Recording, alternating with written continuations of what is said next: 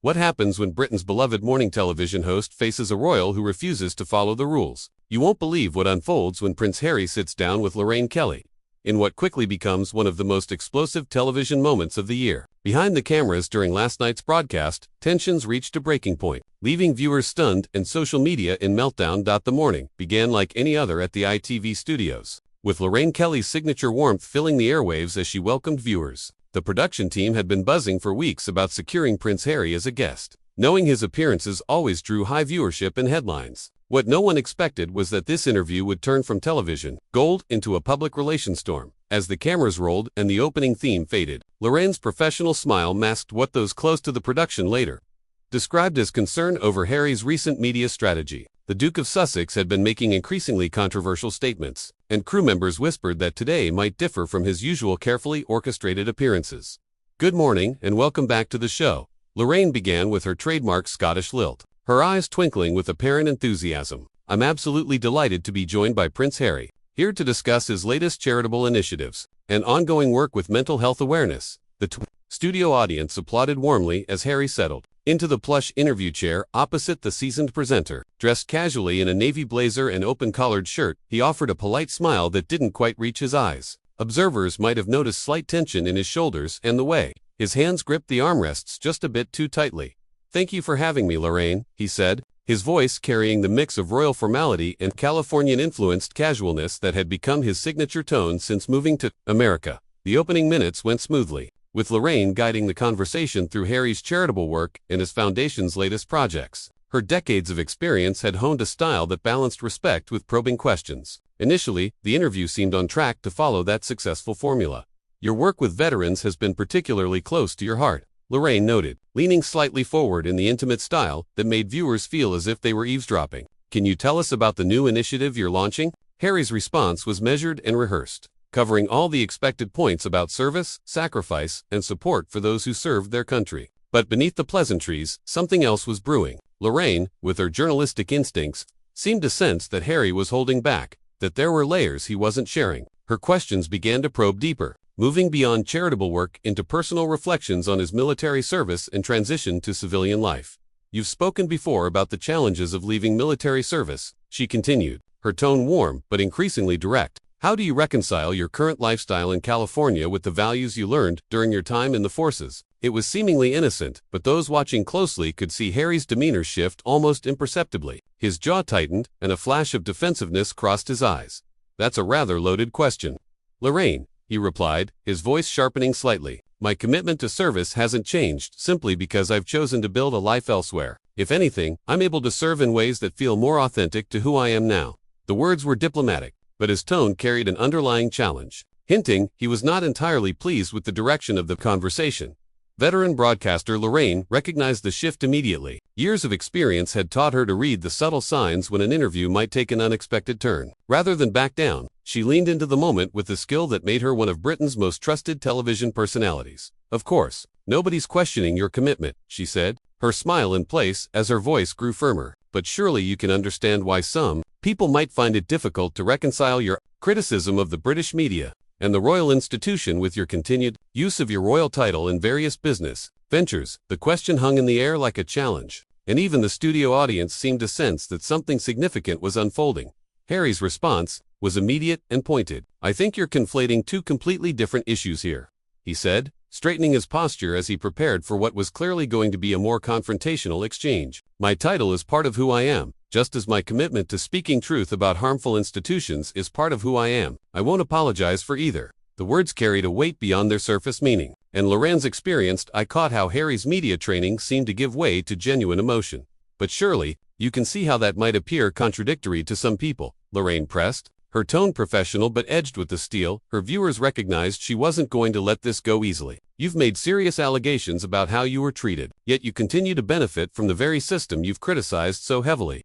The temperature in the studio rose as Harry's carefully maintained composure began to crack. His media handlers exchanged worried glances from the wings as his body language grew increasingly defensive. What started as a standard promotional interview was rapidly becoming something far more volatile, and everyone sensed they were nearing a point of no return. "I think you're oversimplifying a very complex situation," Harry shot back, his voice rising slightly above the conversational tone of the interview so far. It's easy to make judgments when you haven't lived through what I've experienced. The subtle accusation that she couldn't possibly understand his position caused Lauren's expression to harden almost imperceptibly, but what came next would turn the tense exchange into a headline-grabbing moment. Lorraine Kelly, her decades of broadcasting experience kicking in, decided to push further into territory Harry's team had hoped to avoid. Her next question cut through the diplomatic dance with surgical precision. "Harry, let's talk about something many of our viewers are genuinely confused about," she said, her voice deceptively gentle, the tone veteran journalists use before delivering a sharp blow. "You've repeatedly spoken about wanting privacy for your family.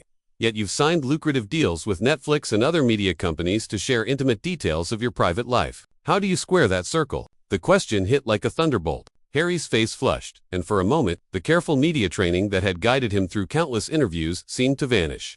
The audience fell into a near-complete silence, every word carrying extra weight.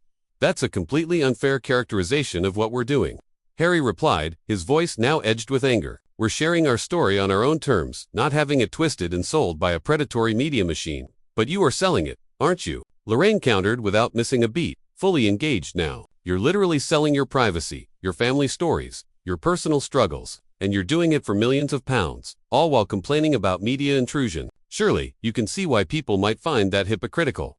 Her words, delivered with calm professionalism, were devastating. Harry's reaction was immediate and visceral. "You have absolutely no idea what you're talking about," he snapped, his composure finally cracking and sending shockwaves through the studio. "You sit here in your comfortable studio, making judgments about decisions you could never understand, about pressures you've never faced. It's easy to be sanctimonious when you've never had your entire life dissected by tabloids from the moment you were born."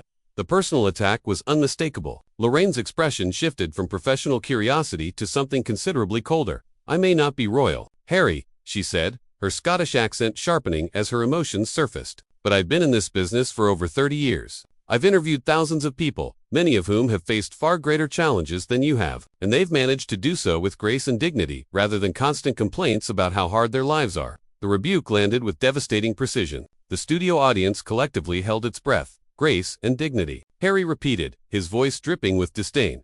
"Is that what you call this ambush? Is this your idea of dignified journalism? Bringing me on under false pretenses just to score cheap points with questions designed to make me look bad?" The accusation hung in the air, like a challenge, and Lorraine's professional mask began to slip as her temper rose.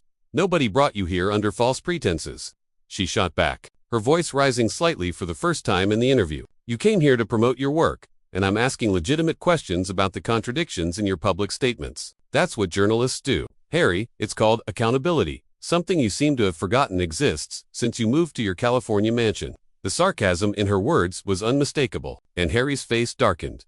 "Don't you dare lecture me about accountability," he fired back, his voice loud enough for the studio microphones to capture every syllable. "Where was the accountability when your industry destroyed my mother? Where was the accountability when they hounded her to death and then profited from her funeral? You want to talk hypocrisy? Look in the mirror." The mention of Princess Diana sent a visible shock through the room. Lorraine's expression hardened, her tone now edged with authority. "That is completely out of line," she said. "My industry have spent my entire career trying to bring dignity and respect to broadcasting. Don't dare tar me with the same brush as the tabloids you criticize when it suits you." The exchange had become intensely personal. Harry leaned forward, his body language turning aggressive. "Oh, please," he said with undisguised contempt. "You're all part of the same machine. You pretend to be different, to be better, but when it comes down to it, you're feeding off the same toxic system. The only difference is you're more polite about it." The insult, delivered with aristocratic disdain, made Lorraine's eyes flash with anger. "How dare you?" she said, her voice now carrying the full weight of her professional authority and personal pride. "I have built my career on treating people with respect and dignity. I have never ambushed a guest, betrayed a confidence, or profited from anyone's misery. If you can't handle basic questions about your own contradictory behavior, perhaps you're not ready for public life." The rebuke landed hard. Harry's reaction was immediate and explosive. "Not ready for public life?" he repeated, his voice rising to near shouting. "I was born into public life. I didn't choose this. It was thrust upon me, and I've spent my entire adult life trying to serve while protecting my family from the fate that befell my mother. If you can't understand that basic human desire, then you're not the journalist you pretend to be." The personal attack hit home. Lorraine's professional restraint began to give way entirely. The tension in the studio had reached a breaking point. Camera operators continued filming, their faces showing the shock of watching a carefully orchestrated show spiral out of control. The audience sat in stunned silence. aware they were witnessing television history. What neither participant realized was that this explosive exchange was only the beginning. Lorraine Kelly, flushed with genuine anger, made a decision that would define her career. Rising slightly from her chair, she locked eyes with Harry, her determination unmistakable. "You know what, Harry," she said, her voice slicing through the tension like a blade. "I've had enough of this entitled nonsense. You come onto my show, insult my profession, attack my integrity, and then have the audacity to play the victim when I ask perfectly reasonable questions about your contradictory behavior." Harry's response was venomous, entitled. He spat, his voice rising so that audience members visibly flinched. "You want to talk about entitled? You've made a living off the royal family for decades. Every wedding, birth, scandal you're there commenting, analyzing, profiting, and now you lecture me about entitlement." His words carried aristocratic fury, and the effect on Lorraine was electric. "That is absolutely enough," Lorraine declared, her Scottish accent thick with emotion. "I have covered royal events because that's what the British public wants to see. I have always done so with respect and dignity, but I will not sit here and be insulted by someone who has spent the last 5 years trashing the very institution that gave him everything he has." The finality in her voice made it clear. The interview had reached a point of no return. Harry shot to his feet so quickly that his chair rolled backward, causing a ripple of alarm through the studio crew. "Gave me everything," he shouted, his composure completely abandoned. "That institution cost me my mother. It cost me my mental health. It cost me any chance of a normal life. And now you sit there, safe in your little bubble, telling me I should be grateful for the privilege of being hunted like an animal by your colleagues in the press." His voice cracked with emotion, but instead of sympathy, it seemed to fuel Lorraine's anger even more. "Your mother would be ashamed of what you've become," she said quietly, her words delivered with surgical precision. The statement hit like a physical blow, and the audience's collective intake of breath was audible, even through the microphones. Harry's face went pale, then flushed red, as the weight of her words sank in. "How dare you?" he whispered, menace in his barely audible voice. "How dare you presume to know what my mother would think? You didn't know her? You never met her. You're just another vulture who's built a career on her memory." The accusation landed like a hammer, but Lorraine stood her ground, determined and unshaken. "I may not have known her personally," she replied, her voice steady despite the tension crackling through the studio. "But I know she raised you to have respect for others, to serve your country with dignity, and to put duty before personal gain. Everything you've done since leaving Britain has been the exact opposite of those values." The rebuke was so forceful that even Harry seemed momentarily stunned into silence. "You sanctimonious hypocrite," he began, his voice rising to a shout. "No," Lorraine cut him off with a commanding gesture, rising from her chair to face him directly. "You don't get to come onto my show, insult everything I stand for, attack my profession, and then throw a tantrum when you're held accountable for your own words and actions. This interview is over." The declaration rang through the studio with absolute finality. Harry's reaction was immediate and explosive. "Fine," he shouted, ripping off his microphone with enough force to make the feedback screech through the studio speakers. "This is exactly why I left this backward, small-minded country in the first place. You're all the same, petty, jealous, incapable of understanding anyone who dares to think differently." He threw the microphone onto his chair. It bounced to the floor with a sharp crack that echoed through the stunned silence. "Security," Lorraine called, her voice carrying with professional authority. "Please escort the prince off the premises. This show has standards, and he clearly doesn't meet them." Her words hit with such cold finality that Harry faltered, clearly unprepared for such decisive action. "You're throwing me out," he demanded, disbelief and rage in his voice. "You're actually throwing a member of the royal family off your pathetic little morning show." "I'm not throwing out a member of the royal family," Lorraine replied coolly, regaining composure. "I'm removing a rude, entitled guest who has shown complete disrespect for me, my show, and my audience. Your title doesn't give you the right to behave like a spoiled child."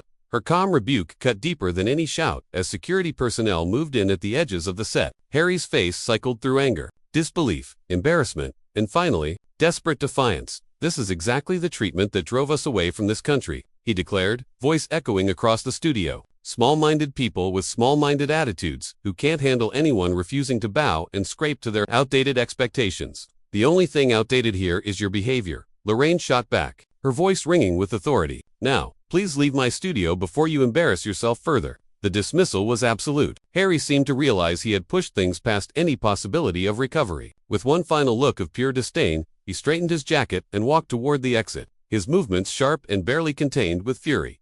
"You'll regret this," he called over his shoulder. "This isn't over." "Yes, it is," Lorraine replied quietly, her words carrying to every corner of the studio. "It absolutely is." As Harry disappeared through the studio doors, followed by security and his mortified handlers. Lorraine turned back to face the cameras, her professional composure almost supernatural given what had just transpired. "Well," she said, her voice returning to its familiar warmth, "that was certainly unexpected. When we come back after the break, we'll be talking to local hero Mrs. Henderson about her charity work with abandoned cats." The camera lingered on her face for a moment, capturing the slight tremor in her smile that betrayed the emotional toll of what had just occurred before cutting to commercial. In the studio, the audience sat in stunned silence, processing what they had just witnessed. The crew went through the motions of resetting for the next segment, their movements mechanical, their minds still reeling. One thing was clear to everyone present: they had just witnessed television history. Lorraine Kelly had done something many thought impossible. She had held a member of the royal family accountable and refused to be intimidated by his status or tantrums. The interview was over, but its impact was only just beginning.